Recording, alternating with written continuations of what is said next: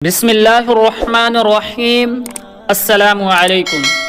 لڑائی ختم ہوئی، تلواروں کی آوازیں بند ہوئی، ہر طرف مقتولین کی لاشیں اور اعضاء بکھر گئے، ایمان و اسلام کا علم بلند ہوا اور مسلمانوں کی فتح کا اعلان ہوا تو مجاہدین میدان جنگ سے مال غنیمت جمع کرنے لگے۔ ان شہ سواروں میں ایک بڑا جنگجو اور بہادر شہ سوار بھی تھا، اس کو دشمن کی طرف سے بڑے زخم لگے تھے۔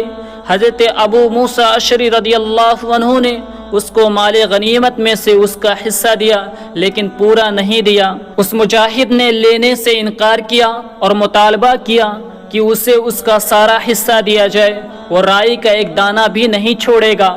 اس پر حضرت ابو موسیٰ رضی اللہ عنہ نے اس کو 20 درے لگائے اور اس کا سر مڑوا دیا۔ اس آدمی نے زمین پر بکھرے ہوئے اپنے بال اکٹھا کیے، اسے ایک تھیلی میں ڈالا اور مدینہ منورہ کی طرف چل پڑا۔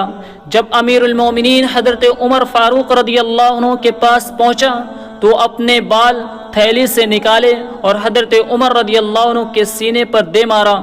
حضرت عمر رضی اللہ عنہ نے پوچھا کیا بات ہے؟